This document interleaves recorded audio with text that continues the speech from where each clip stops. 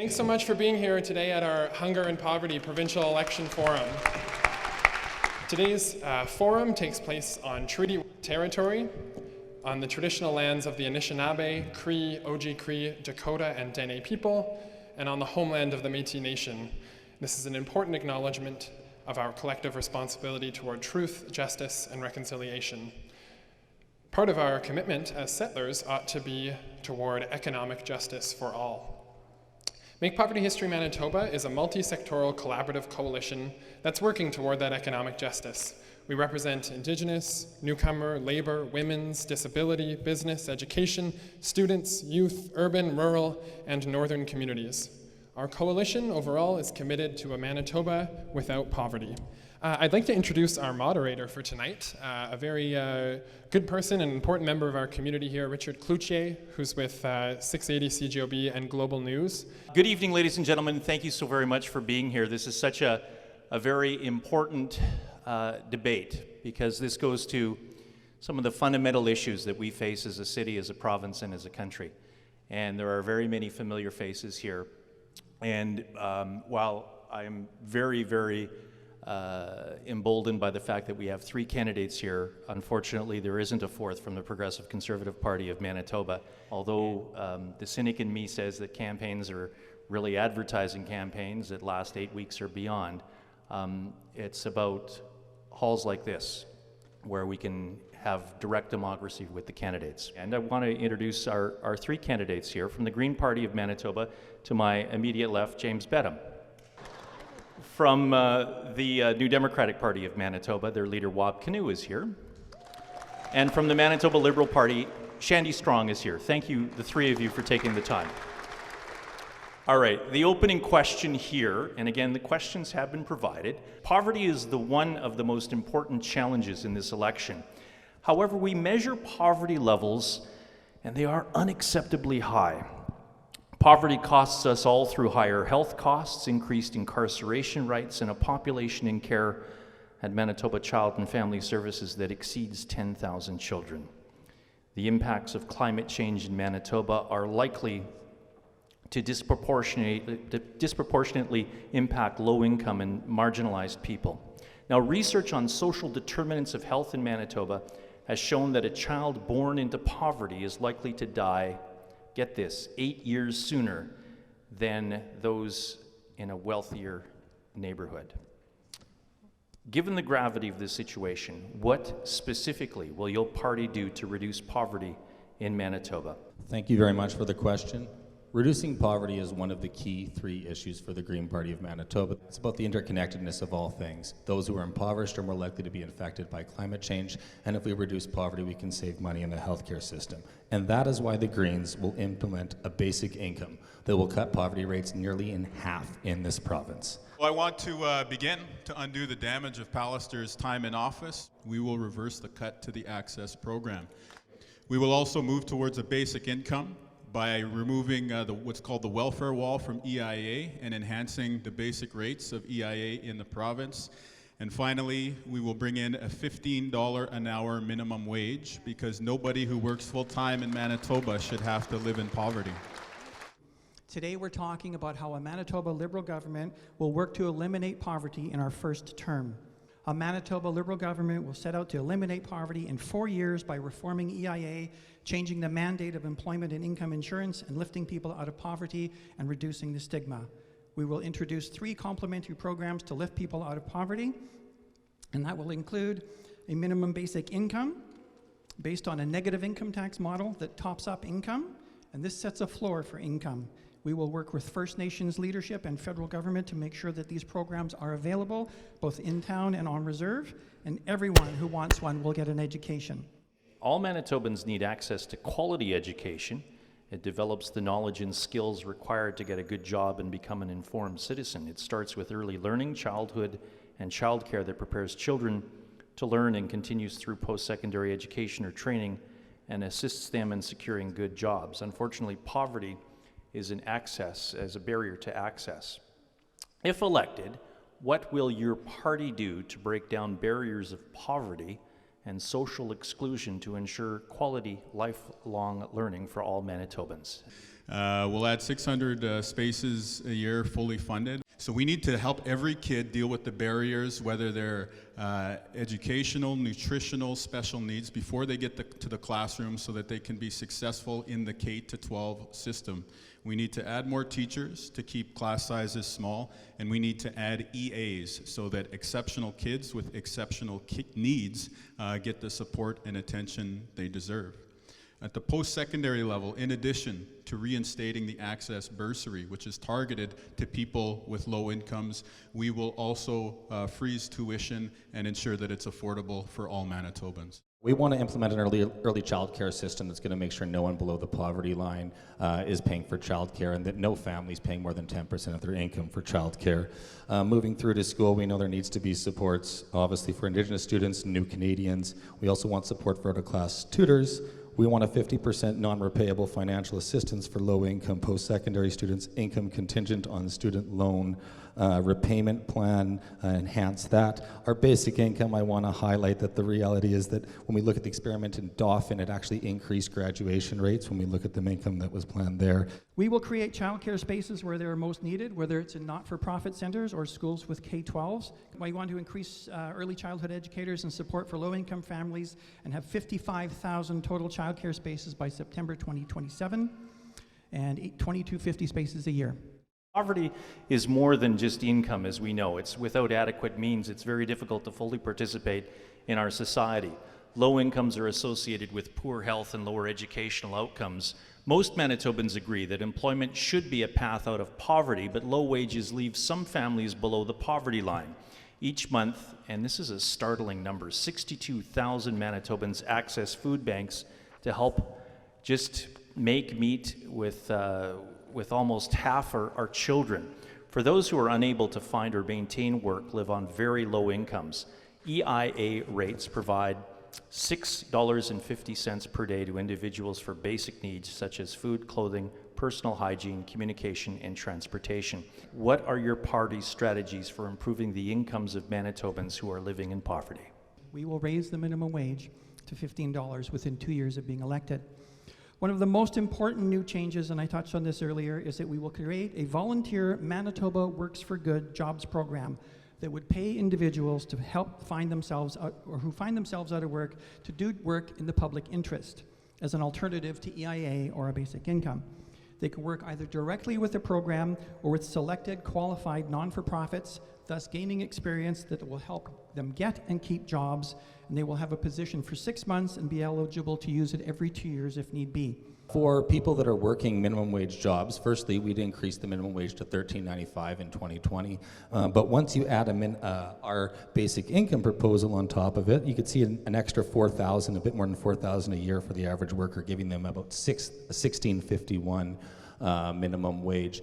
So you're reaching into the working poor, you're reaching into those people that the system isn't cutting. It's particularly worth noting that the single individuals, non-elderly, are actually the most impacted group, and we don't have policies really in place to deal with them. We have old age security, we have the Canada Child Benefit, but we're not actually looking at the most impoverished group in our society, and that's why we put the proposal out and we're ready to implement it now. We will introduce a new tax bracket on the top 1% of income earners. So if you earn $250,000 or more per year, I think you should feel good about reinvesting in the next generation behind you. The equitable process and comprehensive plan. People who have experienced poverty know best what their needs are. Community voices and community-led initiatives that are grounded in principles. Those principles are of inclusion, diversity, and equity, critical in the development of comprehensive, participatory, evidence-based, and solutions-focused plans. If elected, what will your government's targets, and just as important, timeline be to reduce poverty in Manitoba? Our plan is by 2021, we'd have child poverty rates cut by 61%, and we'd have a 20% reduction in the overall poverty rate by 2025. So within the first 100 days of forming an NDP government, we will bring harm reduction and detox resources to the front lines, like a safer consumption site and a managed alcohol program. But we will also tackle the root causes of addiction. A Manitoba Liberal government will set out to eradicate poverty in Manitoba in 4 years. An increased minimum wage and increases in childcare spaces to allow parents to return to work, and for those parents in poverty, childcare would be provided at no cost. But when you're talking about reducing poverty here, James, you said 2021 in half?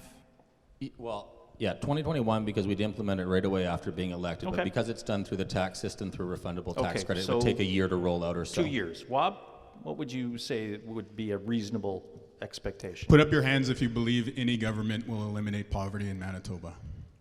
That was to cut them in half, just to be clear. Right. What I commit to is each and every day moving the needle forward for kids who are growing up in the neighborhood that we're in right now, in the West End, in the inner city, in rural Manitoba, in the north. My team will show up every single day and we will fight poverty. It will be a continuous and ongoing commitment. Okay. Shandy? I think what we see here is that we all have a common goal that, something like a MINCOM is not a right-wing or a left-wing idea. It's recognition that each of us deserve to be treated with a better basic dignity. It's a proven idea, it works, and I think whoever is elected has to step up and, like we said, move that ball and that needle forward. This is more of the rapid fire round. All right, question 1. Will you raise the minimum wage to $15.53 an hour? Yes. No, we'd raised it $13.95 an hour, but with a basic income would it be an equivalent of $16.51. Well, we did say $15, and of course with our basic income system and rent assists and things like that, it would work out to, I think, substantially more. Question 2. Will you build at least 300 new social housing units annually for 5 years? Yes, but I mean, we also have to look at the loss of social housing to ensure that there's a net gain in social housing. Yes, we're committed to that. We're also committed to using social enterprise here locally as part of Manitoba Housing's renovation and construction programs so that we can create good jobs for local people in the inner city, in the north, in rural Manitoba as we build housing. Yes, because there's a lot of federal money that seems to sit on tables and not get used that can be used for housing. And so, yes, resoundingly, yes. Question number 3, and you can start, Shandy. Will you restore and strengthen rent assist, the shelter benefit for low-income people? Absolutely. Well, I guess that didn't take my full 20 seconds, but you it's want. longer. It's a longer answer than yes, of course. I know people that rely on rent assist. I was talking to a fellow this afternoon that if that program's cut, he's done. So yes, rent assist, we are full support. What? Yes, it's part of our fully costed platform, and it's one of our commitments that we're feeling good about. This is one of the areas where we need to repair the damage that Mr. Pallister has caused by cutting rent assist. But again, some of the other ideas that I've highlighted around social enterprise and community-based procurement, these are new ideas that would move government forward in a more progressive fashion. James? Yes, we would restore rent assist, and just worth noting it in terms of Green's consultative approach that that's come about for us in terms of talking with some of the community organizations. So yes. Will you introduce a livable basic needs benefit?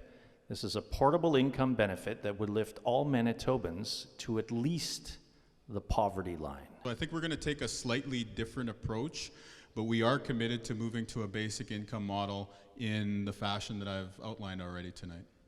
Yes, I think our basic income model basically covers everything that they want in that. Well, we've already made the commitment to our basic income, and I have looked at the Make Poverty History proposal. It is similar, but I think in both of the cases, the unfortunate fact is although it drastically increases the income by about 20% in our proposal for those living below the poverty line, it unfortunately doesn't do that. And it's not to say that I don't want to achieve that, but rather I'm trying to be honest about the reality of those proposals. Will you create at least 17,000 subsidized childcare spaces with priority in low-income neighborhoods? Yes, we said that in our, I think it's 1,850 childcare spaces. So yes, absolutely. James? Yes, we just made our announcement actually for 20,000 today, sort of some in terms of creating childcare spaces. And as I said too, we're going to make sure that no one pays more than 10% of their income for childcare, and for those below the poverty line, it will be free, which is huge for single parents, obviously. What?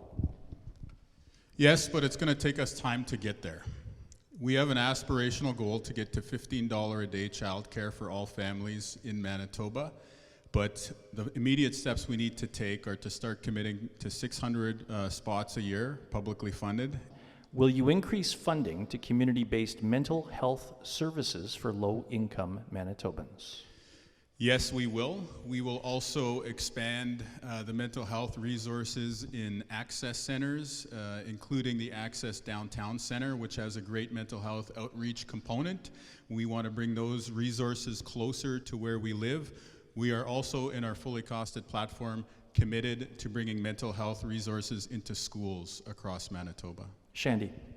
Yes, we want to have every Manitoban have access to mental health care through our basic Medicare, just to, to make sure that everybody has that understanding that they'll be looked after. Mental health care and physical health care are so closely tied together in our lives, and we need to look after both.